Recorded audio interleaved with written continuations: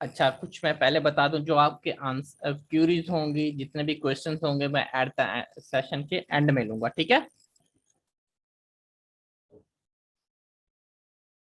जो भी आप लोगों को इश्यूज होंगे, कंसर्न्स होंगे, वो definitely eight the and guide हो जाएंगे, और कुछ आपको इसी सेशन के दौरान ही गाइड हो जाएंगे।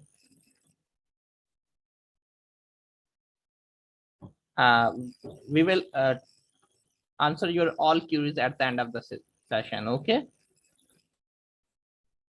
This session is conducted by the Future CSPs Academy. I am the CEO of the Future CSPs Academy. With me, my co-founder, the Sadia, Ma'am Sadia, will be with me. Okay. Let's go ahead.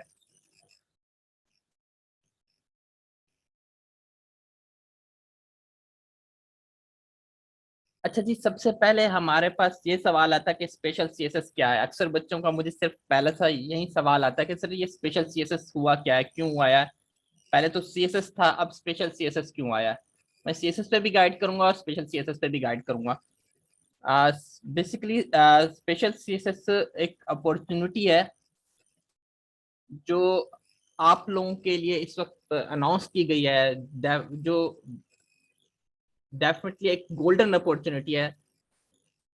जो seats Anfield रह जाती हैं, जो seats खाली रह जाती हैं आप लोगों जिसमें कॉम्पिटिटिव एग्जाम के थ्रू नहीं हायरिंग हो पाती, या कुछ लोग बीच में से छोड़ के चले जाते हैं, फिर उस पर एक एग्जाम अनाउंस होता है जिसको रीफिल किया जाता है। होता यह था कि पहले ये सीएसएस के थ्रू ही फिल कर दी जाती थी, लेकिन अभी भी गैप इतना रह गया कि ये स्पेशल सीएसएस की जरूरत पड़ गई है। लास्ट टाइम पीएम जब इमरान खान थे, तो उन्होंने ये गाइड किया था फेडरल पब्लिक सर्विस कमीशन को, डिफरेंट डिपार्टमेंट्स को, ये सीट्स फिल की जाए via competitive exams. I hope so it's clear. And then CSS again, CSS में के लिए आप काफी सारे अवेयर हो, आई थिंक सो। जिसके बारे में आप सब कुछ जानते हो, अगर नहीं हो तो मैं चैट में लिख लें, ताकि मैं आपको बता देता हूँ फिर सीएसएस के बारे में। अगर नहीं है तो हम इस पे टाइम वेस्ट नहीं करते, सीएसएस क्या है, क्यों है, किस लिए।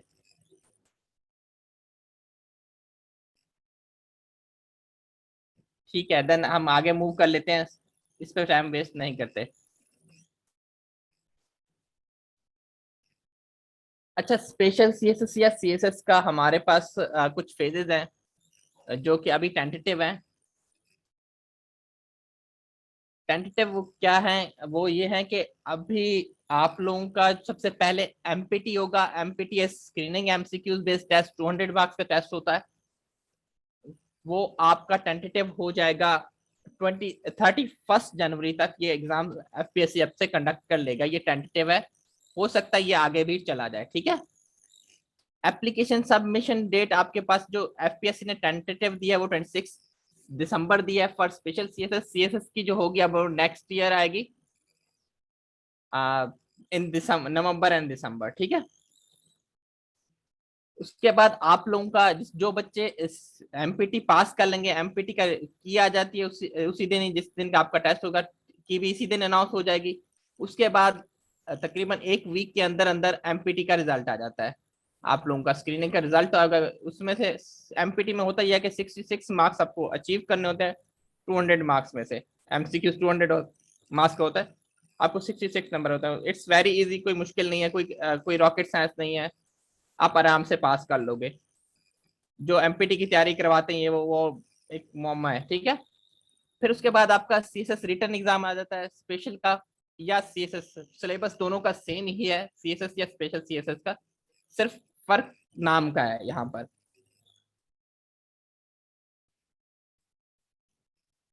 बच्चे डिले नहीं हुआ, स्क्वेजल रीच स्क्वेजल करने की बात हो रही है। एग्जाम तो होगा ना आप लोगों का, आज हो या कल हो।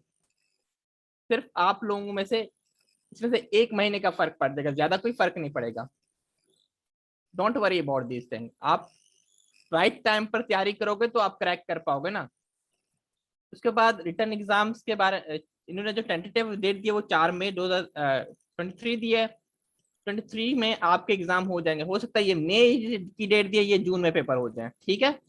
इस चीज से आपने वो नहीं करना कि पेपर कब होंगे, क्या होंगे। बट इस सेशन में आप जो ज्वाइन करोगे इसमें आपको एमपीटी की तैयारी करवाई जाएगी। It's not a separate session. Empty की क्लासेस आपकी इसी सेशन में होंगी। Empty is not rocket science. मैं आपके सवाल देख रहा हूँ, लास्ट में मैं इसको एड्रेस भी कर दूंगा डिटेल में।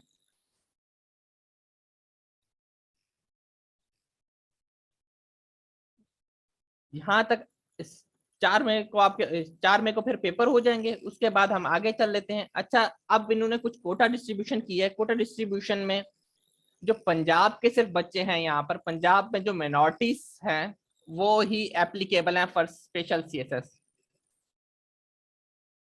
आपके सारे आंसर जितनी भी क्यूरीज हैं मैं एड्रेस लास्ट में करूंगा, ठीक है? आप अपने आंसर क्यूरीज को होल्ड कर लें या तो चैट में लिखते जाएं, मैं एड्रेस कर दूंगा, नो इशू। बेफिक्र रहें, हम आपके लिए बैठे हुए हैं, आपके ही सारे सवाल आपके जवाब दूंगा। अच्छा, जो हमारे पास पंजाब के सिर्फ वो माइनॉरिटीज ग्रुप ही इसमें अप्लाई कर सकते हैं। Minorities you know very well about them. Sindh के लिए बेस्ट अपॉर्चुनिटी है, जिसको मैंने ग्रीन किया। This is for this reason, it is very best opportunity and golden opportunity, you must avail it. Sindh के लिए तमाम बच्चों के लिए एप्लीकेबल है, चाहे वो रूरल से हैं या अर्बन से हैं। बलोचिस्तान के लिए अगेन, बलोचिस्तान की सबसे ज्यादा सीट्स हैं। अगर यहाँ पर कोई बलोचिस्तान से बच्चा है मेरे पास इस सेशन में, तो वो लाजिम लाजिम जाए। सिंध वाले भी लाजिम जाए। सिंध वालों सिंध रूरल वाले तो लाजिम लाजिम जाएं और अर्बन वाले भी जाएं। अगेन हमारे पास केपी के लिए केपीके का अगर कोई बच्चा है तो स्पेशली मेरी फीमेल्स बहनें जो हमारे पास वोमेन्स हैं, वो डेफिनेटली अप्लाई करें, इंशाल्लाह ताला उनका हो जाएगा इसमें। और माइनॉरिटी से जो बच्चे हैं तो उनके लिए तो ये तो सोने पे सुहागा वाली बात है इस दफा।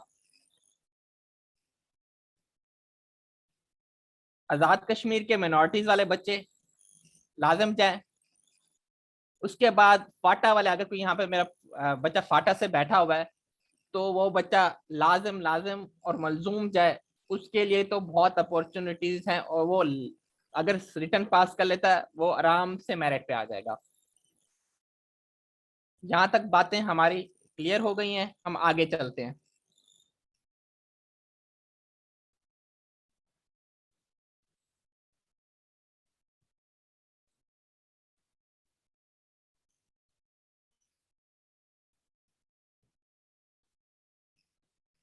अच्छा, सवाल ये आता है सर, सीएसएस के हमारे पास ग्रुप कौन से हैं? मैं ग्रुप्स यहाँ पे इसलिए डिस्कस करने जा रहा हूँ, हमारे पास सीएसएस के 12 ग्रुप हो जाते हैं, इसमें आप एलोकेट होते हो। सीएसएस पास करने के बाद अल्लाह ताला आप सबको सीएसपी बनाए, आपको ये मौका नसीब करे।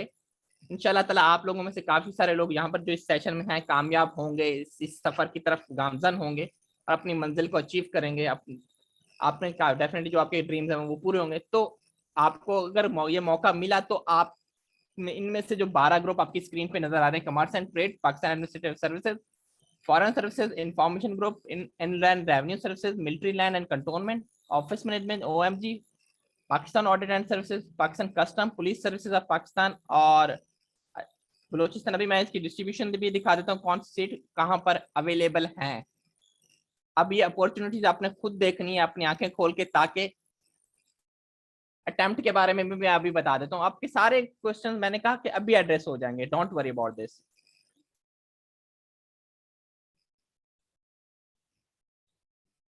अच्छा, अब टोटल वैकेंसीज की बात कर लेते हैं। टोटल वैकेंसीज हमारे पास 188 है फॉर स्पेशल सीएसएस बच्चे, जो कि मेरे लिहाज से जो नॉर्मल में होती हैं 200 to 250 होती हैं, आपकी इस वक्त स्पेशल सीएसएस में ही सिर्फ 188 वैकेंसीज हैं, which is huge and a good opportunities for you guys. अगर मैं बलोचिस्तान की बात कर लूँ, बलोचिस्तान में इट्स अनऑफिशियल, अभी तक अनाउंस नहीं हुई, लेकिन मैं आपको पहले बता रहा हूँ 49 है, सबसे हाईएस्ट बलोचिस्तान की है। बलोचिस्तान वाले बच्चे तो आंख बंद करके इसमें जाएं। देन सिंध वाले बच्चे तो तैयारी पकड़ के बैठे कि उनको ये करना ही करना है। सिंध वाले बच्चे और बलोचिस्तान वाले बच्चे तो लाजिम ही जाएं। 41 रूरल की हैं और 19 अर्बन की हैं। देन केपी वाले बच्चे 22 सीट्स, नॉट बैड सीट्स। 22 इतनी आपकी पीएमएस के बराबर की सीट्स आपको यहाँ पर अवेलेबल हैं, जो केपी का पीएमएस होता है उसमें भी इतनी ही सीट होती हैं, ऑलमोस्ट इसके बराबर 19-20 होती हैं या 30-40 होती हैं, ठीक है, इट्स कंपैरेटिवली गुड। देन फाटा के लिए 16 सीट्स हैं जो आराम से ही फाटा वाले बच्चों को मिल जाएंगी। आजाद कश्मीर की बात करूं, आजाद कश्मीर की सिर्फ माइनॉरिटी की सीट है, वो भी 2 हैं। इधर अगेन मैंने डिस्ट्रीब्यूशन लिख दी है कि कौन से ग्रुप्स में आपके पास कितनी कितनी सीट्स अवेलेबल हैं इस वक्त। पंजाब में पीएसपी की 4 हैं, पोस्टल ग्रुप में 2 हैं, इसी तरह रेवेन्यू ग्रुप में 2 हैं आपकी, पाकिस्तान कस्टम सर्विसेज में 4 हैं। ये सब मैंने आपके सामने एक डिटेल लिख दी हैं ताकि आपको अगर किसी को शौक है तो वो ये देख ले, अपना टारगेट अभी से सेट कर ले कि मुझे इसमें जाना है और मुझे इतनी मेहनत करनी है। कमिंग टू ऑनवर्ड्स, अब एलिजिबिलिटीज की बात कर लेते हैं, कौन कौन इसमें एलिजिबल है। This is for all CSS and special CSS. जो बच्चा सीएसएस भी करना चाहता है, स्पेशल सीएसएस भी करना चाहता है, दोनों के लिए सिलेबस दोनों का सेम है। एलिजिबिलिटीज थोड़ी सी यहाँ पर एक डिफरेंस है, बाकी सब सेम है। आपके पास बैचलर डिग्री होनी चाहिए। बैचलर कौन सी? 14 ईयर्स बैचलर आपके पास होनी चाहिए। अगर आपके पास उसमें सेकंड डिवीजन होनी चाहिए, सेकंड डिवीजन नहीं है तो फिर मास्टर के में आपको, अगर थर्ड डिवीजन है आपकी डिग्री में बैचलर्स वाली में, तो आपके मास्टर की डिग्री आपकी फर्स्ट डिवीजन के साथ होनी चाहिए। आपकी यूनिवर्सिटी जो है वो एचईसी लिस्ट के साथ अकॉर्डेड होनी चाहिए। Now coming to the more questions that have been asked to me. Sir chance count होगा? हमारा चांस तो वेस्ट नहीं होगा। नहीं बच्चे, आपका कोई भी चांस वेस्ट नहीं होगा इसमें। It's a zero chance, it's a golden opportunity, that's why I am saying. किसी का भी, आप फ्रेश हो, आप 3 बार सीएसएस दे चुके हो, 2 बार सीएसएस दे चुके हो, आपका ये चांस काउंट नहीं होगा। इट्स अ सेपरेट, इसको फोर्थ चांस आप कंसीडर कर सकते हो। डोमिसाइल आपका इन जो एरियाज हैं, आपके अगर सीएसएस में जाना चाह रहे हो तो सीएसएस के किसी भी, आप पाकिस्तान के किसी भी इलाके से हो तो आपका डोमिसाइल किसी भी पाकिस्तान के एरिया से है, आप एप्लीकेबल हो, आप अप्लाई कर सकते हो। 14 साल, यानी कि 14 साल की डिग्री का मतलब यह है कि जिसने 2 साल की बैचलर भी की हुई है, बीए किया हुआ है सिंपल, वो भी इसके लिए एप्लीकेबल। लेकिन सेकंड डिवीजन होना लाजिम है। अगर सेकंड डिवीजन नहीं है, जो थर्ड डिवीजन के साथ हैं, वो मैं पहले बता चुका हूँ, उस उनकी मास्टर में फिर फर्स्ट डिवीजन होनी चाहिए। इसमें मेल फीमेल ट्रांसजेंडर सारे अप्लाई कर सकते हैं, नो इशू। फ्रेश ग्रेजुएट्स, जो अभी अभी फ्रेश ग्रेजुएट्स है, वो भी अप्लाई कर सकता है। जो जॉब होल्डर्स हैं पब्लिक सेक्टर और प्राइवेट सेक्टर दोनों में, दोनों अप्लाई कर सकते हैं। एज लिमिट मिनिमम आपकी 21 है। This is for the regular CSS. जो आप बच्चा रेगुलर सीएसएस में सीएसएस 24 में जाएगा और मैक्सिमम 30 ईयर्स है। अब स्पेशल सीएसएस वालों के लिए एक और मजे की बात यहाँ पर आई, जो एलिजिबिलिटी का फर्क आया है, यहाँ पर आपको 2 साल एक्सटेंडेड दे गए हैं, यानी कि आप 32 ईयर्स तक अप्लाई कर सकते हो स्पेशल सीएसएस में, जो इस बार होगी।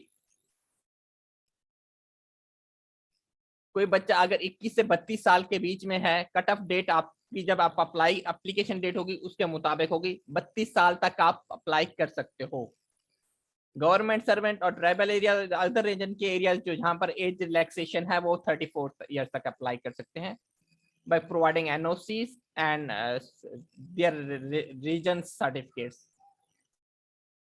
अगेन मैंने ये कहा कि यहाँ पर लास्ट में मैंने वही पॉइंट का जो सबसे मोस्ट क्वेश्चन मुझसे पूछा गया कि ये सर चांस काउंट होगा, मैंने कहा नहीं काउंट नहीं होगा। It's a lottery, it's a lucky draw for you guys, कि आपके लिए निकल गया है। हर साल ये नहीं आता, इस साल आया है तो आपको लाजिम और देना चाहिए। स्क्रीन प्रॉब्लम है आई थिंक, तो सबको नजर आ रही है स्क्रीन? मैम कंफर्म कीजिएगा स्क्रीन नजर आ रही है?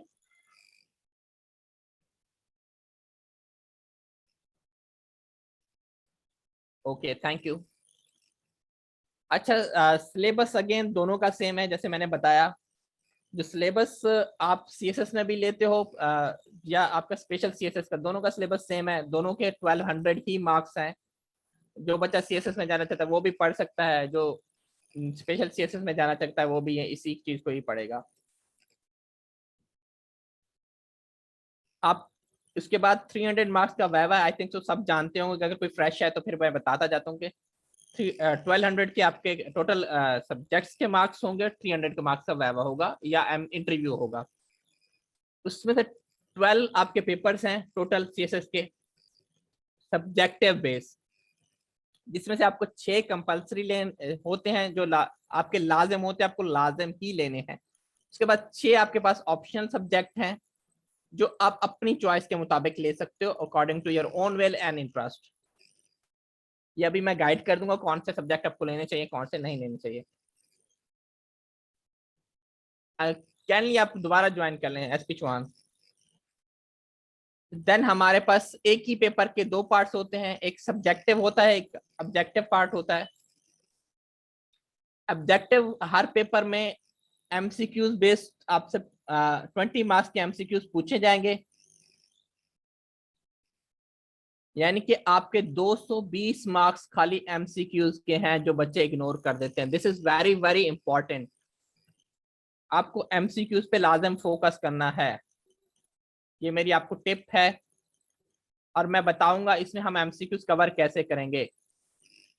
उसके बाद आपके बाकी जो बच्चा, अगर 100 मार्क्स का पेपर है तो 80 आपके बच्चे सब्जेक्टिव के, अगर 200 मार्क्स का है तो फिर आपके पास 160 सब्जेक्टिव के मार्क बचे। आपके पास पार्ट 1 में होता यह है कि ऑब्जेक्टिव पार्ट में आपको एक ओमर शीट दी जाती है जो 30 मिनट्स के बाद वापस आपके पास इन्विजिलेटर होता है, वो वापस आके कलेक्ट कर लेता है एमसीक्यूज, आप उसमें फिल आउट कर लेते हो, अगर किसी ने 1 पेपर दिया है तो वो वापस आपसे ले लेता है। कंडीशन कंपलसरी मार्क्स के लिए ये है कि आप कंपलसरी पेपर्स के लिए ये है कि आपको 40% उसमें से लेना है, यानी कि 100 में से आपको 40 लेने हैं, आप पास हो गए इसमें से। जो बच्चा 100 में से 40 ले आएगा वो पास है, लाइक कोई भी सब्जेक्ट है 100 मार्क्स का। ऑप्शनल के लिए आपको 33% मार्क्स लेने हैं, यानी कि 100 में से 33 मार्क्स और 200 में से 66 मार्क्स।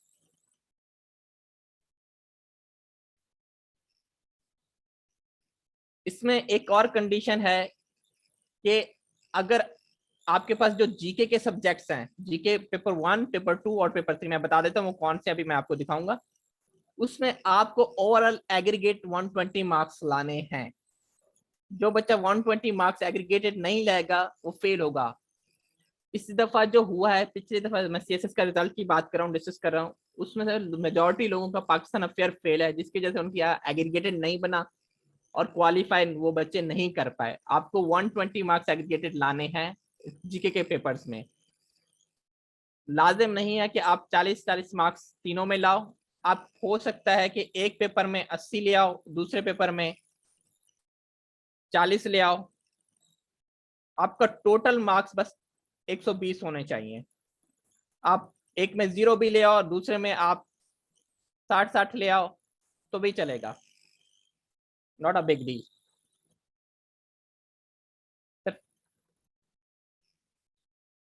आपका ओवरऑल एग्रीगेटेड जो होता है वो 50% लाजिम होना चाहिए 12 पेपर को पास करने के लिए। 50% मीन 600 मार्क्स आपको लाजिम लाजिम लेने हैं पास करने के लिए सीएसएस को।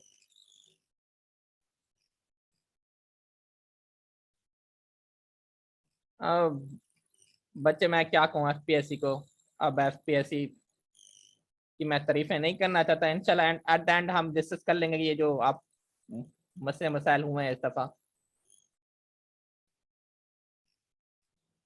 अच्छा, हमारे पास फिर अगेन कंपलसरी सब्जेक्ट्स जो आ जाते हैं, आपका एक इंग्लिश एसे है, द मोस्ट इंपॉर्टेंट सब्जेक्ट, जिसमें सारे बच्चे फेल होते हैं। इस दफा भी यही हुआ है, काफी सारे बच्चों का एसे फेल है।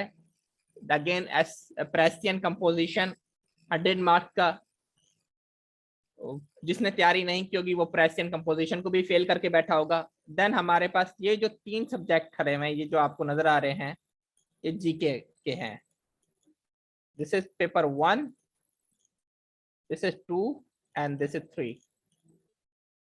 ये जनरल साइंस एंड एबिलिटी, माशाल्लाह इस दफा सारों का जनरल साइंस एंड एबिलिटी में रिजल्ट अच्छा था, लेकिन कोई हाईएस्ट मार्क्स मैंने अभी तक देखे नहीं है जो मैं कह सकूं अच्छे थे। वो 60, 65 इस तरह के जा रहे थे। करंट अफेयर फिर से मार देता है बच्चों को, करंट अफेयर बच्चे पढ़ते नहीं है, फिर से बच्चे उसमें फेल हो जाते हैं करंट अफेयर के सब्जेक्ट्स में। और पाकिस्तान अफेयर को बच्चे में जो एक जो लगता है कि पाकिस्तान अफेयर को बच्चे बहुत हल्का लेते हैं, कहते हैं कि ये पाक स्टडी है। It's not a Pakistan study, it's Pakistan affair, जिसमें करंट अफेयर्स भी जोड़ेगा, पाकिस्तान के इश्यूज को भी जोड़ेगा, और पाकिस्तान के जो पुराने घिसे पिटे मामलात हैं, मतलब जो भी हिस्ट्री है वो भी, इंडो पाक हिस्ट्री वो भी आएगी। Then for Muslim it's Islamic studies. Islamic studies में इसमें बच्चा इस दफा माशाल्लाह से काफी बच्चे फेल हुए हैं, 39 लिया है, 38 ले हैं, शायद उन्होंने हल्का लिया था इस चीज को, पढ़ते नहीं है इस्लामियात। वो कहते हैं कि हमारे अपने घर की खेती है, हम कर लेंगे, लेकिन काफी सारे बच्चे इसमें फेल हुए हैं, विच इज वेरी फैक्ट। इस्लामियात के पेपर में कहा जाता है, एग्जामिनर जो मैं रिपोर्ट देख रहा होता हूँ वो कहते हैं, बच्चे कहते हैं कि टीचर कहता है, जो इन्विजिलेटर आपका होता है, कि इस्लामियात के पेपर में उसको सब कुछ मिलता है सिवाय इस्लामियात के।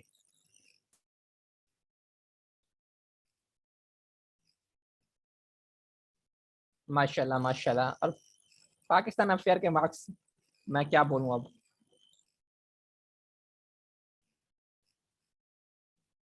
अच्छा, going onwards for the optional subjects. Optional subject में हम जो अभी जिनके चांस रह रहे हैं ना, अभी जिन्होंने दिए हुए हैं या नहीं दिए हुए, तो वो तो लाजिम लाजिम स्पेशल सीएसएस की तरफ चले जाए आंखें बंद करके, उनकी तो अभी भी तैयारी भी होगी, वो आराम से दे सकते हैं। अच्छा, हमारे पास देन ऑप्शन सब्जेक्ट आ जाते हैं। ऑप्शन सब्जेक्ट में ग्रुप 1 में से या ग्रुप 2 में से आपको कोई ना कोई सब्जेक्ट लेना होता है। ग्रुप 1, 2 और 3 में से जो 200 मार्क्स का, आपको एक सब्जेक्ट लाजिम ऑप्ट करना होता है अपने मैथ्स में। This is necessary. इसमें आप अगर मैं बात करूं, इसमें से अगर कोई कंप्यूटर साइंस का बैकग्राउंड का बंदा है, यहाँ पे हमारे पास काफी सारे क्यूरीज टीम कंप्यूटर साइंस के रेलिवेंट बच्चे थे, लेकिन मैं कंप्यूटर साइंस उनको ऑप्ट करने से मना करूंगा, क्योंकि आपका पूरा बीएस कंप्यूटर साइंस का सिलेबस है, which is you have studied out in 4 years। यहाँ पर आपको यहाँ करना है just in 4 months or 2 months or 3 months, which is syllabus is not suitable for you guys. और आपको पता नहीं हो किस टाइप का सवाल देते हो, तो आप मारे जाओगे। Political science is recommended from my side. Political science आसान सब्जेक्ट है, थोड़ा सा सिलेबस लंबा है, लेकिन इंटरेस्ट बेस्ड सब्जेक्ट है। आपको सिर्फ दो टाइप के फिलोसफर पढ़ने होते हैं, वेस्टर्न फिलोसफर, मुस्लिम फिलोसफर, और आपको पॉलिटिकल सिस्टम की स्टडी करनी है, और आपका पेपर कंप्लीट हो गया। Then again international relation. International relation में जिसका करंट अफेयर अच्छा है वो इसकी तरफ चला जाए, जिसकी हिस्ट्री थोड़ी सी अच्छी है वो उस तरफ चला जाए। ये अगेन ओवरलैप करता है करंट अफेयर से। इस दोनों में से कोई भी सब्जेक्ट आप ले सकते हो, दोनों बड़े मजे के। इंटरनेशनल रिलेशन इज मेरा पसंदीदा सब्जेक्ट है, पॉलिटिकल साइंस भी मेरे दिल के बहुत करीब है। मैं दोनों को रिकमेंड करता हूँ। अगर कोई बच्चा मेरे पास इकोनॉमिक्स बैकग्राउंड का बैठा हुआ है, तो वो ये सब्जेक्ट ले सकता है, इकोनॉमिक्स में भी अच्छे मार्क्स आते हैं, और मैंने देखा हुआ है। देन अगेन मेरे पास अगर कोई साइंस का सब्जेक्ट का यहाँ पर बच्चा है, तो वो मैथ की तरफ जा सकता है। मैथ में कोई एमसीक्यूज नहीं होंगे, टोटल टोटल पेपर होगा 100 मार्क्स का। प्योर मैथमेटिक्स भी यही है, प्योर मैथमेटिक्स में कभी नहीं रिकमेंड करता बच्चों को, मैथमेटिक्स प्योर मैथमेटिक्स की तरफ कभी नहीं जाना चाहिए। देन अगर कोई फिजिक्स या केमिस्ट्री का बच्चा बैठा हुआ है, मस्ट गो फॉर इट। अगर आपकी अपनी सब्जेक्ट है, आपकी डोमेन है, आपको इस पे ग्रिप है, आप समझते हो मैं कर सकता हूँ, तो आप लाजिम जाओ। इसमें से बच्चों को मैंने देखा है 120 मार्क्स, 125 मार्क्स, 130 मार्क्स तक आते हैं। फिजिक्स में इससे ज्यादा भी आ जाते हैं, मैं केमिस्ट्री की बात कर रहा हूँ। स्टैट्स भी आप ले सकते हो, stats is not bad, but आपको उस पर ग्रिप होनी चाहिए। देन हम ग्रुप 3 में आते हैं। ग्रुप 3 में one of the my favourite subject खड़ा हुआ है, जो बिजनेस एडमिनिस्ट्रेशन है। मैं बच्चों को लाजम कहता हूँ, अगर यहाँ पे कोई एमबीए बैकग्राउंड का है, एमकॉम बैकग्राउंड का है,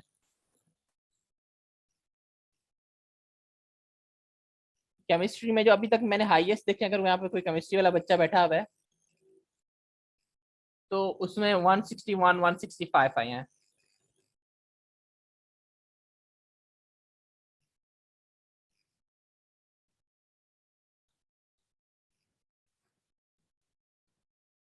बिजनेस एडमिनिस्ट्रेशन को मैं रिकमेंड करता हूँ यहाँ पर, क्योंकि बिजनेस एड जो एक सब्जेक्ट है, ये मार्क्स दे जाता है आपको। मैंने इसमें मार्क्स देखे हैं 65, 70, 75।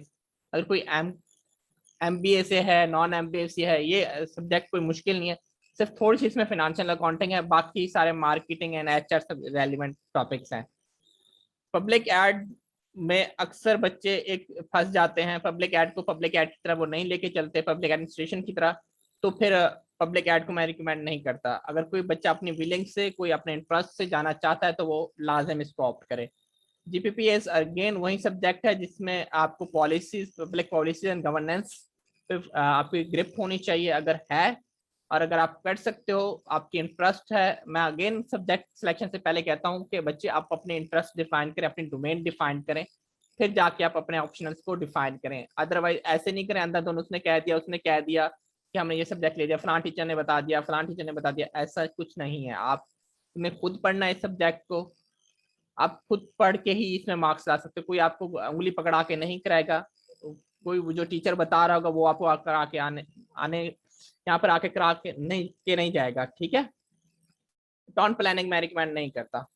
ये this is for totally engineering based subject. अगर कोई इंजीनियरिंग का बच्चा है, सिविल इंजीनियरिंग एंड साइट का, आर्किटेक्चर का, तो वो ले। इंडो पाक हिस्ट्री को मैं रिकमेंड करता हूँ। इंडो पाक हिस्ट्री आपको लेनी चाहिए, थोड़ी सी लंबी है, थोड़ा सा सिलेबस लंबा है, लेकिन अच्छी है। इसमें हिस्ट्री ऑफ यूएस आप ले सकते हो, यूरोपियन हिस्ट्री की तरफ जा सकते हो, बाकी मैं रिकमेंड नहीं करता आप लोगों को।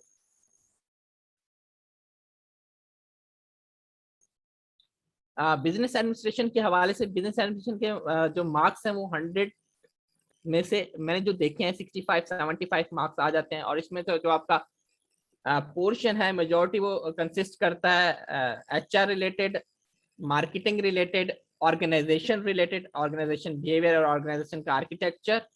देन आपका थोड़ी सी फाइनेंशियल अकाउंटिंग आ जाती है और ये सब्जेक्ट खत्म हो जाता है। छोटा है, आराम से हो जाता है।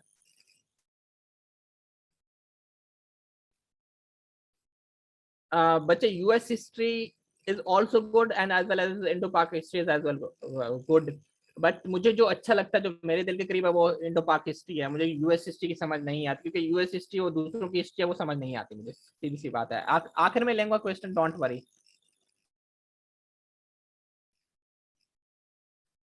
देन हमारे पास आ जाता है ग्रुप 5। ग्रुप 5 में अक्सर दो इंपॉर्टेंट सब्जेक्ट है जिसमें हमेशा बहस रहती है, सर इन्वायरमेंटल साइंस लूं, जनरल स्टडी लूं, इन्वायरमेंटल साइंस लूं, जनरल स्टडी लूं। ये हमेशा क्वेश्चन आते हैं।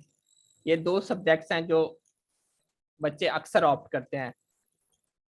देखिए general science, sorry general studies वो सब्जेक्ट है जो हर बच्चा कर सकता है, जिसका मतलब थोड़ा सा थ्योरीज पे, कॉमन रेलिवेंट फेमिनिज्म पे, क्या कह सकते हैं, जेंडर बेस्ड जो बच्चा लिख सकता है, बाइस्ड नहीं है। मतलब जो सिर्फ फीमेल को सपोर्ट नहीं करता, जो सिर्फ मेल को नहीं सपोर्ट करता, उसकी दोनों पे फोकस है।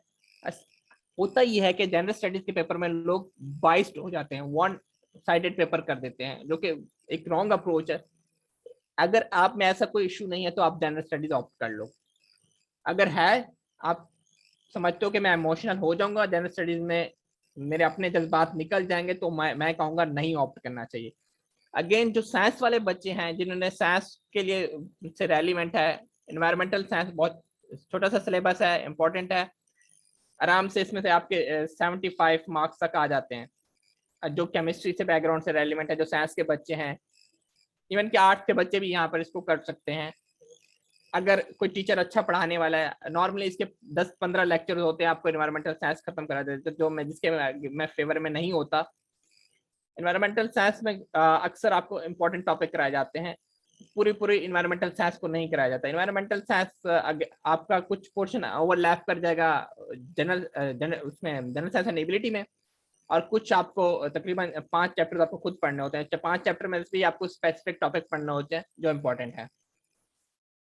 अगेन अगर यहाँ पे जोलॉजी और बॉटनी वाला कोई बच्चा बैठा हुआ है, तो मैं यही कहूंगा कि फिर मुझे सवाल आ जाएगा, सर जोलॉजी और बॉटनी लेनी चाहिए या नहीं लेनी चाहिए। मैं यही कहूंगा जोलॉजी और बॉटनी, अगर आपको बच्चों ग्रिप है जोलॉजी और बॉटनी पे, तो डेफिनेटली गो फॉर इट। कि यहाँ पर ये पेपर आपके वो जो चेक होने जाते हैं, वो किसी असिस्टेंट प्रोफेसर, एसोसिएट प्रोफेसर या प्रोफेसर के पास चले जाते हैं। तो अगर आप किसी गलत बंदे के हाथ चढ़ गया आपका आपका पेपर, तो वो तो आपके पेपर को ऐसे एवेल्युएट करेगा जैसे वो स्टैंडर्ड पे वो समझेगा कि एमफिल के बच्चे का पेपर है और मैंने इसको ऐसे एवेल्युएट करना है। उसको ये नहीं पता कि इसका स्टैंडर्ड क्या होना चाहिए। एक्चुअली लोग 22 हो जाते हैं पेपर चेक करते वक्त, तो वो उस लेवल पे आपके पेपर को चेक कर जाते हैं। तो इस वजह से बॉटनी और जोलॉजी को वो बच्चा ले जो वाकई में इसमें अच्छा हो। और अगर कोई बच्चा टीचिंग कर रहा है केमिस्ट्री, फिजिक्स, जोलॉजी और बॉटनी बॉटनी के सब्जेक्ट्स को, तो वो ऑप्ट कर ले, क्योंकि उसकी जिंदगी में रोजाना यही चीजें चल रही हैं। थोड़ा सा उसको पढ़ना है और वो इसमें आ जाएगा। देन हमारे पास आ जाता है law related subject, constitutional law. वो बच्चा ले जिसको कॉन्स्टिट्यूशन पे फोकस अबूर है।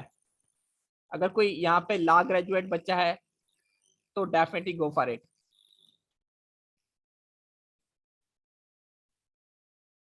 और देन आपका इंटरनेशनल लॉ, काफी सारे बच्चे ऑप्ट करते हैं, अच्छा सब्जेक्ट है, नो आप कर सकते हो। इसको नहीं करना, मुस्लिम है, ये वो बच्चा करे जो सिर्फ लॉ का हो और जिसको इस पे फोकस हो। इंग्लिश लिटरेचर का वही सवाल आ रहा है कि इंग्लिश लिटरेचर पे अगर आपको बच्चे अबूर है, अपनी ग्रिप है, तो आप आपकी डिग्री है उसमें आप लाजम जाओ। I will definitely recommend. Philosophy मैं रिकमेंड करता भी हूँ और नहीं भी करता। फिलॉसफी की तरफ देखिए, हर बच्चा फिलॉसफी को ऑप्ट नहीं कर सकता क्योंकि उसका वो माइंड नहीं है। आपको फिलॉसफर सारे पढ़ने, आपको उस रेलिवेंट फिलॉसफी से आपको वैसे ही बताना है। अगेन इसमें सबसे ज्यादा जो सब्जेक्ट ऑप्ट किया जाता है वो क्रिमिनोलॉजी, और क्रिमिनोलॉजी मैं इस बार भी रिकमेंड करूंगा। क्यों? इस वक्त 75 80 85 मार्क्स मैंने खुद देखे हैं क्रिमिनोलॉजी में। क्रिमिनोलॉजी कोई हार्ड सब्जेक्ट नहीं है, छोटा सा सब सिलेबस है क्रिमिनोलॉजी का। कुछ डिफाइंड डोमेन्स हैं, कुछ रट्टे वाली हैं, कुछ कंसेप्चुअल हैं, कुछ आप अपनी तरफ से फैक्ट्स एंड फिगर्स ऐड करते हो और बात खत्म हो जाती है। मर्केंटाइल लॉ आप ऑप्ट कर सकते हो। मैंने वही कहा ना कि बच्चों के इस वक्त क्रिमिनोलॉजी में जो आए हैं वो 60 to 75 80 85 मार्क्स आए हैं, बच्चे खुद बता भी रहे हैं इस वक्त।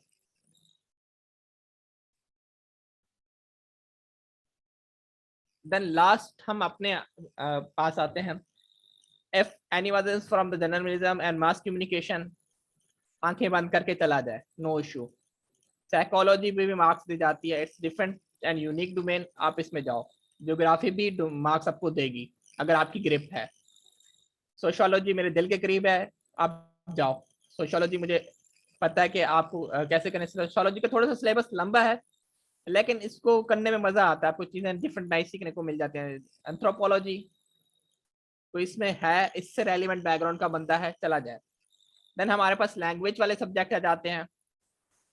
पंजाबी, अगर कोई यहाँ पे पंजाबी का बच्चा बैठा हुआ है तो भाई आप तो चले जाओ आंखें बंद करके। क्यों? इस वक्त पंजाबी में 75 85 94 मार्क्स आए हैं इस दफा पंजाबी में। और इस दफा हुआ क्या है कि जो मुझे इस वक्त पता है, जिन बच्चों के साथ मेरा इंटरेक्शन हुआ, कि उन्होंने कहा सर हमें पंजाबी नहीं आती थी, हमने पंजाबी को उर्दू में भी लिख दिया तो फिर भी हमें मार्क्स मिले। यानी कि इस दफा पंजाबी की इमला की आपकी गलतियां चेक नहीं हुई। पंजाबी हर साल ही नंबर दे जाता है। पंजाबी के ऑन एन एवरेज 60 65 चल रहे होते हैं। सिंधी लाजिम जाए, सिंध वाले बच्चे जो इंटीरियर सिंध वाले हैं, उस अच्छे टीचर से पढ़ें और जाएं। पश्तो अगर कोई है तो लाजिम जाए, मार्क्स देता है। इसका फायदा यह होता है कि आपके रेलिवेंट लैंग्वेज टीचर के पास सब्जेक्ट जो होते हैं चेक होने जाते हैं, वो थोड़ी सी फेवर इस वजह से भी दे देता है कि बच्चा मेरी जबान का है। अगेन बलोची पढ़ें, नो इशू अगर आपको ग्रिप है।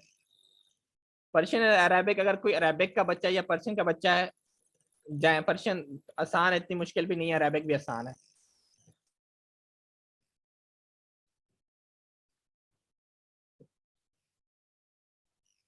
अच्छा, यहाँ तक हमने स्टार्ट कर लिया है। अब मैं आप लोगों के माइक को अनम्यूट करता हूँ। आप लोग सबसे पहले अपना नाम बताएंगे, इंट्रोड्यूस करवाएंगे, उसके बाद क्वेश्चन वन बाय वन पूछेंगे, ठीक है?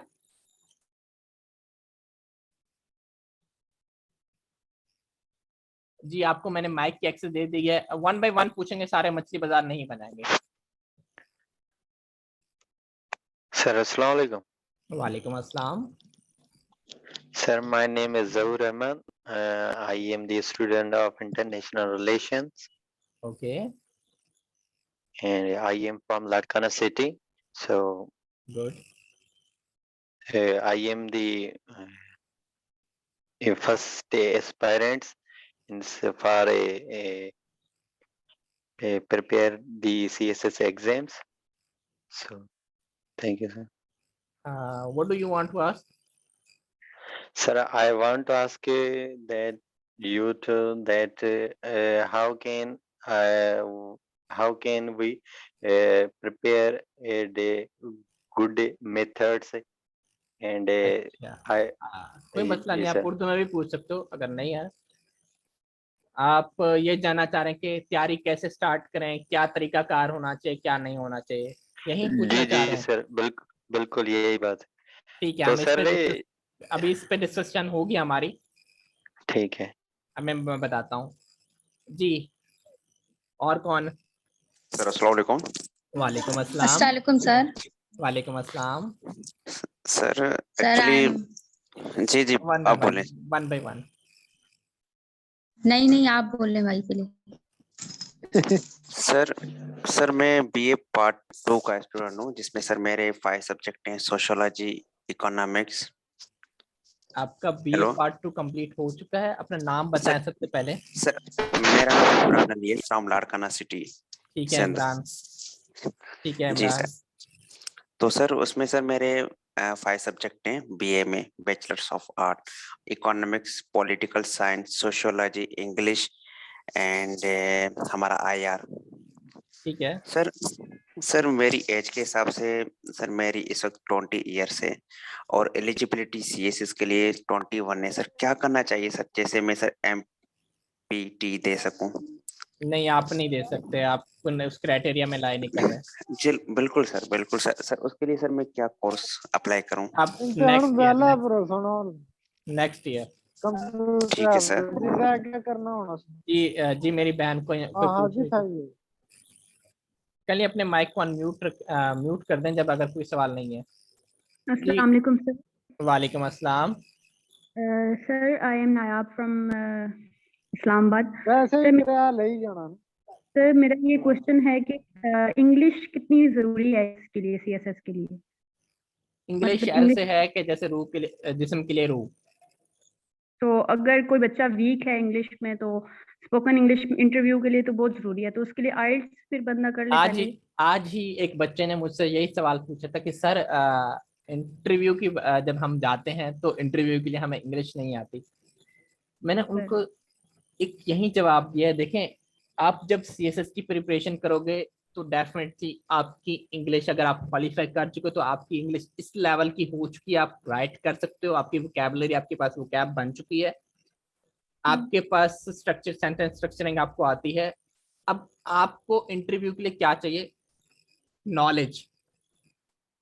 जो आपका नॉलेज बैंक बनेगा। अगर लेट्स सपोज अभी मैं आपसे पूछता हूँ, एक मैं छोटा सी एग्जांपल दे रहा हूँ, इफ आई आस्क 2 + 2 = 4। ना अभी मैं आपसे पूछता हूँ साउथ चाइना सी बताएं ये कहाँ पर है और क्या इशू चल रहा है यहाँ पर। अब ये इस क्वेश्चन को एड्रेस करें। कौन किधर है सर? आवाज कटी, आपकी समझ नहीं आई। South China Sea. South China Sea, I don't know. अब आप ब्लैंक हो गए ना। यस अब उस वक्त आपको उस क्वेश्चन का आंसर आता था, इस वक्त आपको कोई क्वेश्चन का आंसर नहीं आता। इंटरव्यू के लिए 2 चीजें इंपॉर्टेंट है, आपका कॉन्फिडेंट, आपकी जो कम्युनिकेशन हो रही है वो सिर्फ आप जो अदा कर रहे हो शॉर्ट होनी चाहिए और टू द पॉइंट होनी चाहिए, रेलिवेंट होनी चाहिए, और इंग्लिश मैटर नहीं करती। इंग्लिश सिर्फ आपको बेसिक इंग्लिश बोलना आना चाहिए, आप अपने क्वेश्चन को आंसर सही दे रहे हो। डेफिनेटली जब आप पढ़ चुके हो कोई चीज, वो आपके मुंह से सही सीधी सीधी अदा हो जाएगी।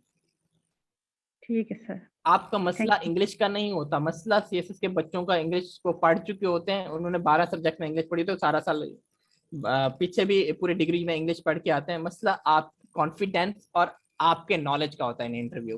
ठीक है जी सर, ठीक है, थैंक यू जी। दूसरा बच्चा। अस्सलाम वालेकुम, my name is Zainul Abidin from Lahore. जी वालेकुम अस्सलाम जैन।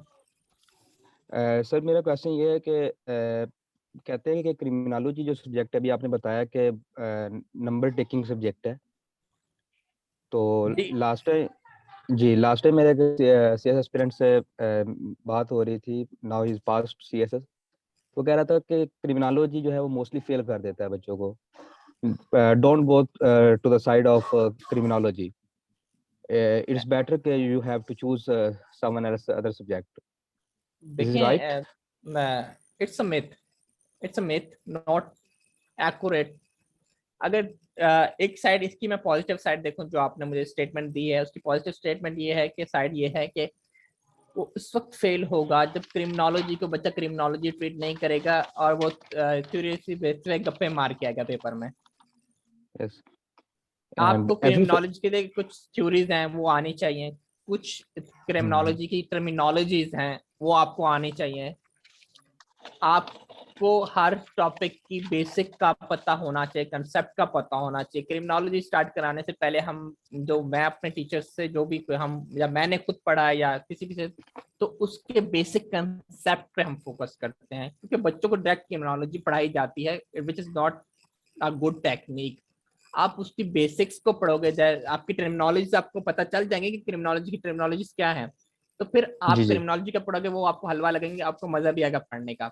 और सिर्फ आपने उसके सर। बेसिक कंसेप्ट ग्रैप करने हैं और उसको आज के सिनेरियो में, रेलिवेंट सिनेरियोज में स्टोरीज बना के, जो पाकिस्तान में इस वक्त क्रिमिनल फैक्ट्स हैं या किसी और कंट्री के क्रिमिनल फैक्ट्स हैं, यूएस के इधर उधर के, उसको एग्जांपल को कोर्स करके आप अगर क्रिमिनोलॉजी का पेपर दोगे तो कोई माइकल लाल आपको 70 मार्क्स देने से नहीं रोक सकता। राइट। लेकिन sir, it's your own efforts, how do you deal it? Right sir. अस्सलामुअलैकुम। वालेकुम अस्सलाम। सर मेरा नाम अरीज बुखारी है, मैं पेशावर से बात कर रही हूँ। जी अरीज। सर जब हम सीएसएस की तैयारी करते हैं ना, तो जो हम नोट्स बनाते हैं, तो सर कैसे हमारे नोट्स मतलब एक यूनिवर्सिटी के स्टूडेंट जब नोट्स बनाते हैं तो और सीएसएस का जब प्रिपरेशन होती है उसके नोट्स बनाते हैं, तो सर वो दोनों सेम होने चाहिए या उनमें कुछ डिफरेंट होना चाहिए? क्योंकि ये तो इतना टफ कंपटीशन है सर, अगर हम उस यूनिवर्सिटी के लेवल की तरह ही नोट्स बनाएं और पेपर अटेम्प्ट करें। ठीक है, मैं समझ गया हूँ आपकी बात।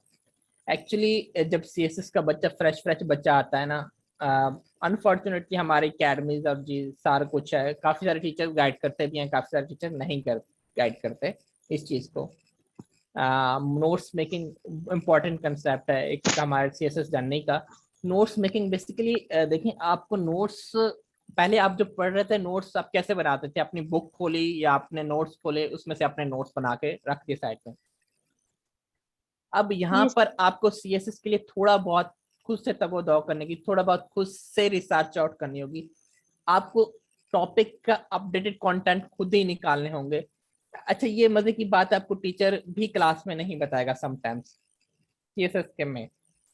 कुछ आपको फैक्ट्स एंड फिगर बताए, वो आपको एक डायरेक्शन लाजिम दे देगा, लेकिन आपको जो मेहनत करनी है, सेल्फ मेहनत खुद ही करनी है। आपको एक टॉपिक खुद ही गूगल से ढूंढना है, आपको किसी रिसर्च पेपर से ढूंढना है, उसके नोट्स बनाने हैं, नोट्स बना के उसके फैक्ट्स एंड फिगर्स अपने पास लिखने हैं। पहले आप उसके थोड़े थोड़े लेंथी नोट्स बना लें, फिर उसी नोट्स को अपने शॉर्ट नोट्स में बदलें, क्योंकि पेपर के दिन डेफिनेटली आप लेंथी नोट्स नहीं पढ़ सकते, आप शॉर्ट नोट्स की तरफ जाओगे। जो आपके पास आउटलाइंस बनी हो क्वेश्चन की, उसमें छोटे छोटे पॉइंट्स लिखे हो, ताकि आपको पता होना चाहिए क्वेश्चन एक्चुअली है क्या। अब वो पढ़ के पेपर से पहले जाके बैठ जाओगे, जो कि हम अपने बच्चों को भी देते हैं। एग्जाम नाइट्स के दौरान हम सारे पेपर्स की एक आउटलाइन बनाते हैं जो इम्पोर्टेंट क्वेश्चंस होते हैं, और उसी सांचे में ढाल के एक वॉइस मैसेज हमारा जा रहा होता है बच्चों को, तकरीबन 1 से 2 मिनट का, पर स्टोरीज को सुना दी जाती है। जब वो पेपर में बैठते हैं तो अब उसके दिमाग में वो सारी स्टोरी रिफ्लेक्ट कर जाती है। ओके सर, सही है। और सर Next. दूसरा क्वेश्चन ये था ना, चैट वाले बच्चों को मैं आखिर में एड्रेस करता हूँ। सॉरी, मैं आपको इग्नोर नहीं कर रहा। जी वालेकुम अस्सलाम।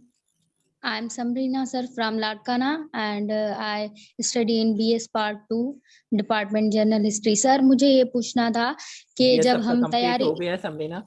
नहीं सर सेकंड ईयर है इंशाल्लाह अच्छा, आप जनवरी सीएसएस में। 24 करने जाओगे? नहीं सर 25। अच्छा ठीक है, ओके, नो इशू। जी सर, तो इस हिसाब से मुझे पूछना ये था कि सर जो हम सब्जेक्ट वगैरह सिलेक्ट करते हैं उनके स्टार्टिंग में हम कंपलसरी की तैयारी स्टार्ट करें ना, और उनका जो मटेरियल वगैरह होता है, जैसे कि एक बहन ने पूछा नोट्स मेकिंग, तो हम सिंपली गूगल से कॉपी तो नहीं कर सकते, उसके लिए हमें कौन से बुक्स रेफर करने चाहिए, कौन से ऑथर को पढ़ना चाहिए, और जो फैक्ट्स फिगर्स होते हैं वो हमें कहाँ से मिलती है, या ये आप काइंडली थोड़ा डिस्क्राइब कर दें, और मेथड भी हमें बताएं कि नोट मेकिंग कैसे करें हम स्टार्टिंग से ही, ताकि ये जो नोट्स हम अभी से बना रहे हैं वो आगे हमें यूजफुल हो पेपर्स में। अच्छा देखिए, फैक्ट्स एंड फिगर्स की मैं बात बता रहा था अभी। अगर हमारे पास कोई बच्चा आता है और हमें ज्वाइन करता है, तो हमारा डेली 5 AM पे मॉर्निंग क्लास में हम न्यूज़पेपर जो सेशन करते हैं उसमें फैक्ट्स एंड फिगर्स और सारी फैक्ट बुक बनवाते हैं बच्चों से। उनके अपने हाथों की फैक्ट बुक बनती है। अब फैक्ट बुक्स आपकी कुछ न्यूज़पेपर से आपको मिलती है, कुछ कंटेंट्स आपको न्यूज़पेपर से मिलता है, कुछ गूगल से मिलता है, कुछ रिसर्च पेपर से मिलता है, और सारा वो आपके जब कंटेंट इकट्ठा हो जाता है, आपकी फैक्ट बुक बन जाती है, तो फिर आपका एक कंपाइल फॉर्म में आ जाता है। सादिया, ये जो नंबर शेयरिंग हो रही है, ये जो कुछ और है ना, इन बच्चों को रिमूव कर दें और रिपोर्ट कर दें, ताकि आइंदा ये सेशन में ज्वाइन ना हो पाए। Make sure it. सर आप किनका कह रहे हैं? ये सपना, सपना से ऊपर वाला कोई बच्चा था, उससे ऊपर गजनफर था। गजनफर को तो मैंने रिपोर्ट कर दिया है, वो आइंदा नहीं ज्वाइन कर पाएगा। बाकी जो बच्चे हैं जरा चैट में देखें, चैट को जरा पढ़ें और उनको उस रिमूव कर दीजिए।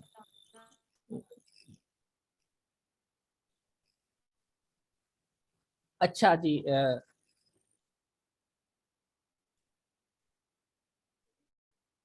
और नेक्स्ट क्वेश्चन है किसी का, या मैं चैट की तरफ जाऊं? कोई पूछना चाहता है? Assalamu alaikum, sir. वालेकुम अस्सलाम। Sir, I'm Ansa from Sagoda. I've recently completed my BS Biotechnology. Sir, मुझे पूछना था कि एज अ बिगनर, बिल्कुल जो फ्रेशली ग्रेजुएट्स हैं जिनको अभी तक सीएसएस का कुछ भी नहीं पता, तो उनको फॉरेन एकेडमी ज्वाइन करनी चाहिए या पहले खुद से थोड़ा सब्जेक्ट सिलेक्शन करके और फिर किसी एकेडमी में बिगिनर जाना को चाहिए? देखें, बिगिनर के लिए तो मेरी यही काइंड एडवाइस होती है, उनको एकेडमी ज्वाइन करना चाहिए, कोई भी एकेडमी ज्वाइन करना चाहिए for guidance and this thing, क्योंकि उनको नहीं पता कि कौन सा पाथ है, किस तरफ जाना है, क्या करना है, क्या नहीं करना।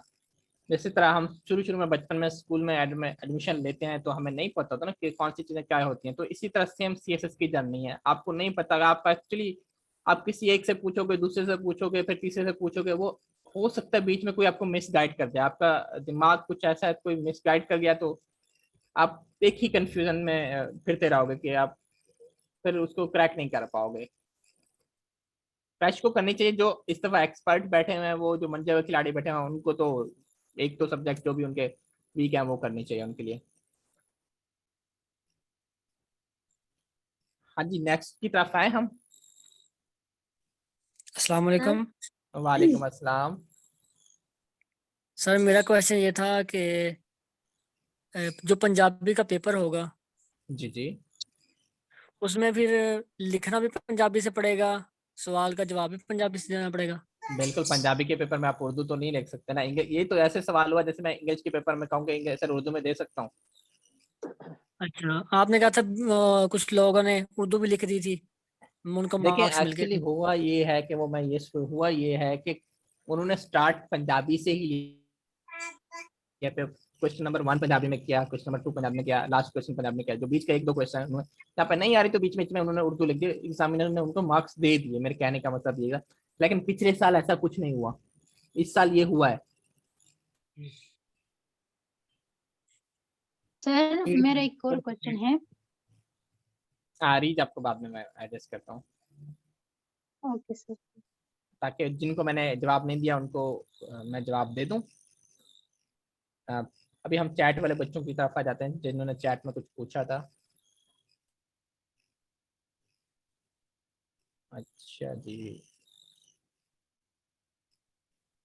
काइंडली अगर किसी ने क्वेश्चन पूछा था ना, वो दोबारा भी शेयर कर दें।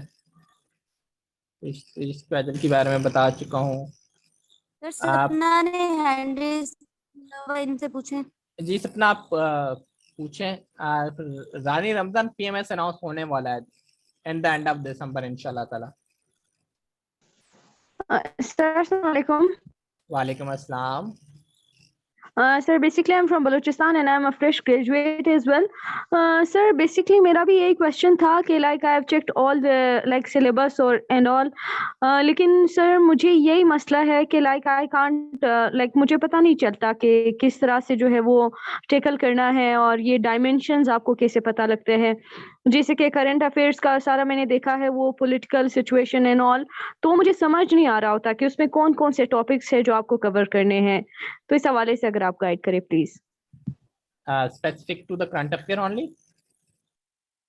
सर तकरीबन जो पाक अफेयर्स में भी कुछ ऐसे है ना, उसमें डायमेंशंस नहीं दिया आपको, तो उसको फिर कैसे टैकल करना है? मैं इस वक्त से मैं बता देता हूँ. इस वक्त जो करंट अफेयर्स हमारे पेपर्स में आता है ना, वो करंट अफेयर करंट सिनेरियोज को जो हमारे पास इस वक्त हॉट टॉपिक चल रहे होते हैं उनको एड्रेस करता है पेपर में. अब वो पुराने वाला करंट अफेयर का पेपर करंट अफेयर की तरह रहा नहीं है.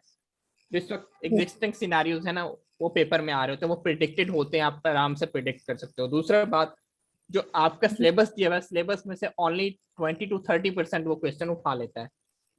Right sir. अब वो सिलेबस तो लाजिम देता है, लेकिन अब वो जो सिनेरियोज है ना जो जनरेट कर रहा है, उन्हीं जो सिलेबस दिया हुआ है उसमें से अपडेटेड जो अभी सिनेरियोज आ रही हैं आपके पास 2021, 22 या 20 के, इस पे आपको करंट अफेयर पे ग्रिप लाजिम होनी चाहिए. न्यूज़पेपर लाजिम पढ़े. न्यूज़पेपर जो बच्चा पढ़ रहा है ना, जैसे लास्ट टाइम डिजिटल डेमोक्रेसी पे एक ऐसे दे दिया, वो एक न्यूज़पेपर से ही आया हुआ था. जो बच्चा पढ़ रहा है वो कामयाब है. तो सर मैं तो अभी बिल्कुल फ्रेश हूँ ना, मैंने कोई प्रैक्टिस नहीं की है सच न्यूज़पेपर की, तो will this be possible for me कि मैं 4 to 5 मंथ्स में ही टैकल करूँ और न्यूज़पेपर अभी से स्टार्ट करूँ, तो मुझे चीजें समझ आनी स्टार्ट हो जाएगी.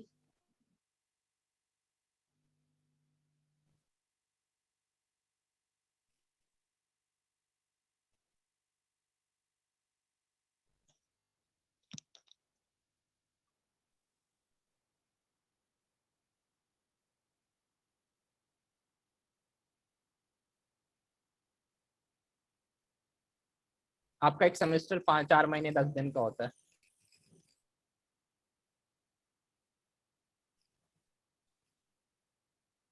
बिल्कुल सर.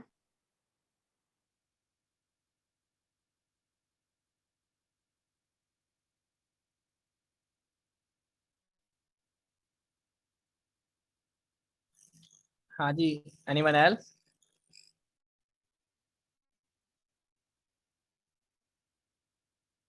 सर अस्सलाम वालेकुम.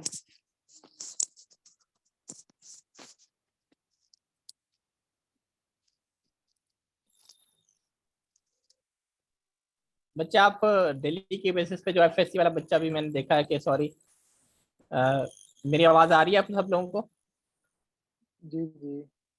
जो एफएससी वाला बच्चा है ना, तो उसके लिए बच्चे आप अपने इंग्लिश पे फोकस करें और आप न्यूज़पेपर को डेली पढ़ा करें. अगर आप मुझे व्हाट्सएप कर लीजिएगा, मैं आपको फर्दर गाइड कर दूंगा.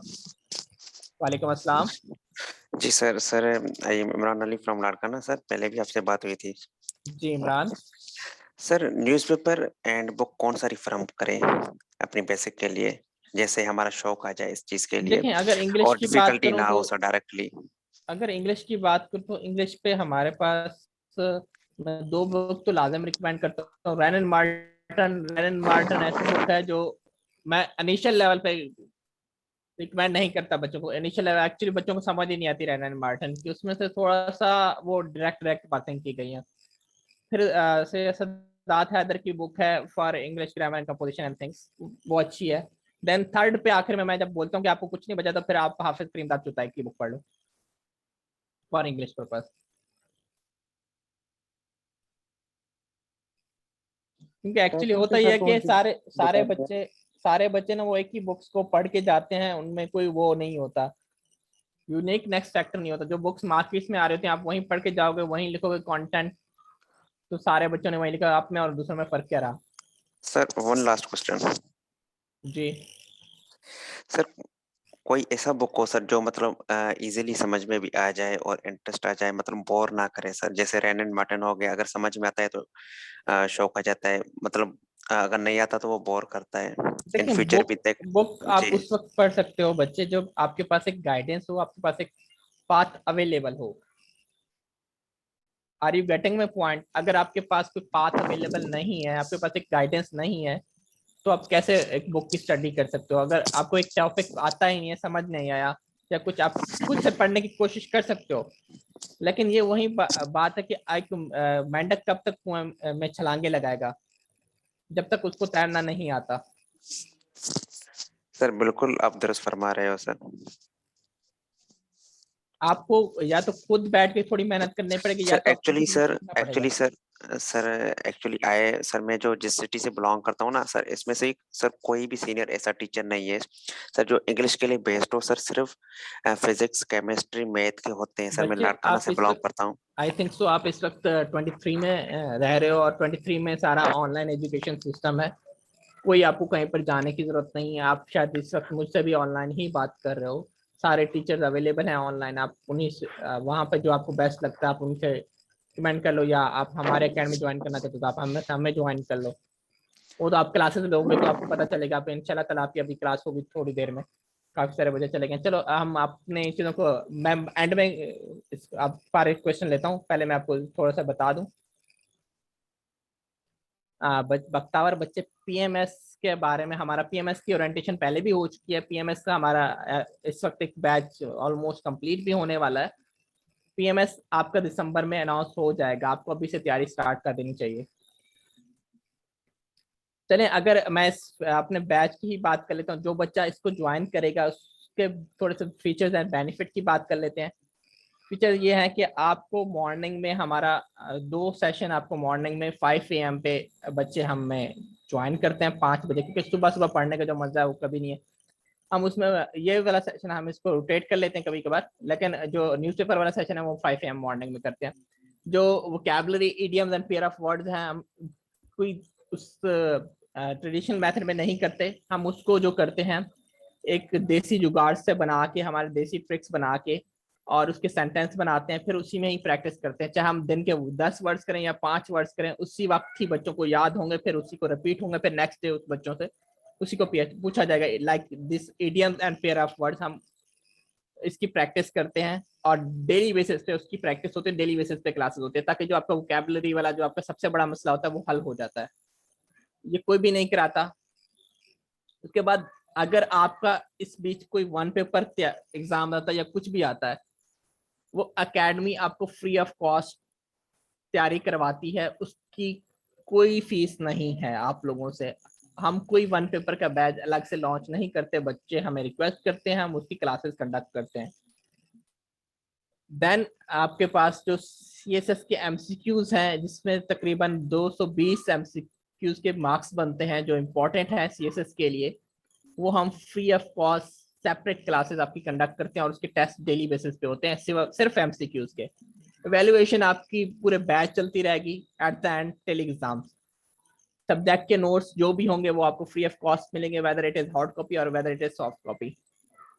लेक्चर्स की आपको रिकॉर्डिंग मिलेंगी। आपका अगर कोई लेक्चर मिस हो गया है तो आप बैठ के आराम से फोन से सुन सकते हो तहम्मुल से। वो उसी वीकेंड पे आपको सारी रिकॉर्डिंग लेक्चर्स मिल जाएंगे। आपको डेली असाइनमेंट्स टीचर देते हैं, और डेली की डेली आप सबमिट करवा रहे हो, तो मतलब अपनी सबमिशन डेट पर आपका डेली कोई ना कोई क्विज होगा, कोई ना कोई टेस्ट होगा। इसी तरह वीकली आपके सारे टेस्ट होंगे, वीकली आपका सारा स्केड्यूल, आपको टेस्ट स्केड्यूल मिल जाएगा। मंथली मॉक्स होंगे वीकली के बाद, फिर मेगा मॉक्स होंगे आपके मंथली के बाद, जो कि आपके 2 मंथ के बाद मेगा मॉक्स शुरू हो जाते हैं। देन ग्रैंड एग्जाम आपके शुरू हो जाते हैं ऑलमोस्ट जब आपके पास हाफ बुक या फुल बुक हो जाती है। इसमें हमारा, मैंने आप रिवीजन सेशन एग्जाम के नाइट्स के दौरान भी हम रिवीजन करा रहे होते हैं, क्योंकि डेफिनेटली जब सबसे ज्यादा बच्चे को जरूरत होती है तब एकेडमी आपका साथ छोड़ देती है। उस वक्त आपको बच्चे को आपकी सख्त जरूरत होती है, एकेडमी की सख्त जरूरत होती है कि कोई ना कोई हो उसका साथ दे। डेफिनेटली बच्चा खुद पढ़ चुका था, जितना बच्चे ने पढ़ना होता पढ़ चुका है, अब उसको रिवीजन की जरूरत होती है। हम उस बच्चे को इंपॉर्टेंट टॉपिक्स पे रिवीजन करवा रहे होते हैं वह डिफरेंट मेथड एंड टेक्निक, ताकि वो जो बच्चा सुबह जाएगा उसके पास वो कंटेंट पड़ा हो, उसके दिमाग में वो चीज बैठी हुई होनी चाहिए। और ताकि अगर हो सकता है उसने कोई चीज मिस कर दी हो। इसी तरह हम अपने व्हाट्सएप के ग्रुप में भी बच्चों को outline different voice of message भेज रहे होते हैं, ताकि वो बच्चा उस चीज को फीड अप कर ले अपने पास। पढ़ तो बोले तो एग्जाम नाइट वैसे भी कोई बच्चा इतना खास पढ़ता नहीं है, आखिरी दिन किसी से पढ़ा नहीं जाता, ये फैक्ट है। देन हमारे पास एक यूनिक सेशन होता है, हम अपने क्वालिफायर, जितने भी क्वालिफायर होते हैं उनसे अपना इंटरेक्शन, आप लोगों का इंटरेक्शन करवाते हैं ताकि आप लोग थोड़ा मोटिवेटेड रहो, एक एनर्जी आपकी बूस्ट अप रहे, एक आपको पता चलता रहे कि दुनिया में चल क्या रहा है, इसके क्या फायदे हैं। आप किसी से मिलते हो तो आपका उतना नॉलेज बढ़ता रहता है। एक हम इस सेशन को मंथली या बाय मंथ 2 मंथ में एक बार कर लेते हैं। आपकी यहाँ पर यूनिकनेस ये है कि आप कभी भी मैसेज करोगे, कुछ भी पूछोगे किसी भी स्टाफ से या किसी भी टीचर से, आपको 24/7 रिप्लाई मिलेगा। टीचर यहाँ पे आपको डिले नहीं करेगा, no delay is accepted from the management side. आप कभी भी किसी भी मैनेजमेंट को मैसेज करोगे किसी भी रेलेवेंट इशू से, कोई आपके असाइनमेंट का इशू है, कुछ भी इशू है, क्लास रिलेटेड इशू है, तो आपको 24/7 विदाउट नो डिले आपको रिस्पॉन्स आएगा ही आएगा। कोई एकेडमी ये फीचर नहीं प्रोवाइड करती। आज मुझे कोई सवाल करना है, लेट्स सपोज मुझे इस वक्त कोई सवाल याद आया है और मैं एक मैसेज ड्रॉप करता हूँ, वो मुझे नेक्स्ट डे या वेरी नेक्स्ट डे, उससे 2 दिन के बाद मुझे जवाब मिलता है, तब तक मैं वो सवाल भी भूल चुका होता हूँ और जब जवाब आता है तो अल्लाह अल्लाह खैर सलाह हो चुका होता है। हम इस चीज़ को बहुत डिस्करेज करते हैं। हम कहते हैं जो स्टूडेंट का सवाल आया है, कोई थॉट्स आई है, उसको उसी वक्त ही एड्रेस हो जाना चाहिए ताकि वो उस वक्त उसके दिमाग में वो चीज़ इनपुट हो जाए। आपका अलग से इंडिविजुअल कोऑर्डिनेटर होगा, जितने भी बच्चे होंगे आपके 2 से 3 कोऑर्डिनेटर सबके हो जाएंगे, तो ताकि आपको कोई सवाल हो, कोई क्यूरी हो, तो आप उनसे कोऑर्डिनेट करके डायरेक्टली उसी वक्त ही अपना इशू रिजॉल्व करा लो, आपको किसी पे इधर उधर भागने की जरूरत ना पड़े। ये सारे फीचर्स की बात हो गई हमारी, और बेनिफिट्स हैं। फीस डिटेल मैं बता दूंगा। आप लोग पहले सब क्लासेस लेंगे, अभी आप लोगों की एक क्लास होगी, पहले क्लासेस लें, उसके बाद हम जब लास्ट डे में होंगे तो आपको सब फीसेस की डिटेल में बताऊंगा, सारी कुछ डिटेल्स बताऊंगा। कोई फीस ज्यादा नहीं है, कोई इसमें कोई प्रॉफिट मार्जिन नहीं है, this is only for you guys, आपके अफोर्डेबिलिटी वाली है, ठीक है। आपका ये 4 मंथ्स का सेशन होगा जी। आप माइक ओपन कर सकते हैं। आपके पेमेंट्स मोड में अपना बता देता हूँ। रिलैक्सेशन के लिए हमने 2 एक लमसम और एक इंस्टॉलमेंट मोड रखा हुआ है। मॉक्स इवैल्यूएशन नोट्स जितने भी होंगे, वेदर हम सॉफ्ट कॉपी में दें या वेदर आपको हार्ड कॉपी में दें, उसकी कोई फीस हम एक्स्ट्रा चार्ज नहीं करेंगे, नो डिलीवरी चार्जेस आपसे लेंगे। हम एक ही बैच में सिर्फ 25 बच्चे लेते हैं, 20 से 25 बच्चे लेते हैं, उसके बाद वो बैच क्लोज हो जाता है। हम उसके बाद एक्स्ट्रा बच्चे नहीं लेते। कोई भी बच्चा आए तो वो अगर हमारा नेक्स्ट बैच होगा तो हम उसमें लेंगे, अगर हमारा 10 से 15 बच्चों का भी बैच बनता है तो हम उसको वहीं पे क्लोज कर देते हैं। हमें ज्यादा कोई रश करने का शौक नहीं है, क्योंकि हमें एक बच्चे को इंडिविजुअल अटेंशन देनी होती है, उसको उस पर फोकस करना होता है, तो फिर हमें उसका हक भी अदा करना होता है जो हम उनसे चार्ज करते हैं। हमें रश अगर करने की जरूरत पड़ी तो फिर वो क्वालिटी नहीं रहती, क्वांटिटी बढ़ जाती है। क्वांटिटी के चक्कर में नहीं रहते, हम सिर्फ क्वालिटी पे फोकस करते हैं।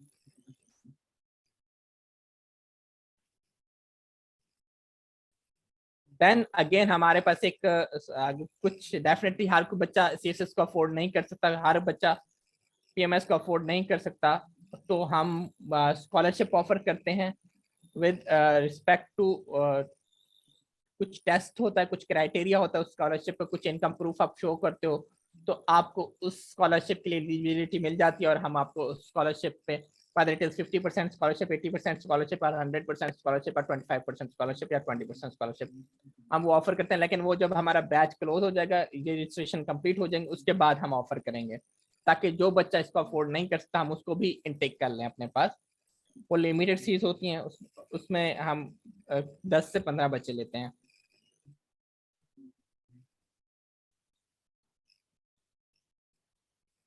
ये आपका स्पेशल सीएसएस का आपका इस वक्त सामने नोटिफिकेशन आ रहा है।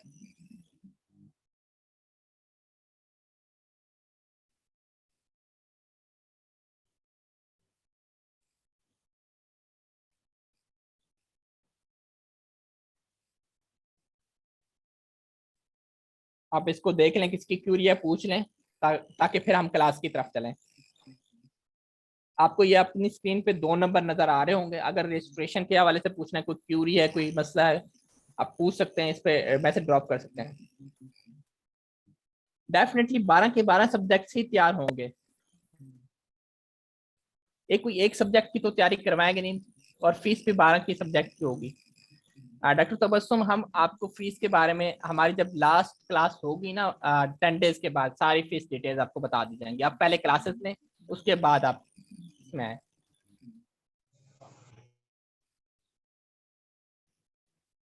आई थिंक सो अगर किसी का क्वेश्चन नहीं है तो हम अपने क्लासेस की तरफ चलते हैं, ताकि आज हमारी पॉलिटिकल साइंस की क्लास होगी आप लोगों के साथ।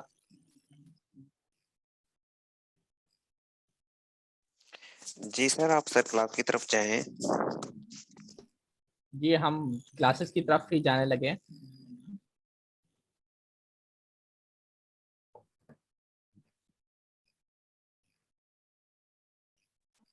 अगर किसी का कोई क्यूरी है तो वो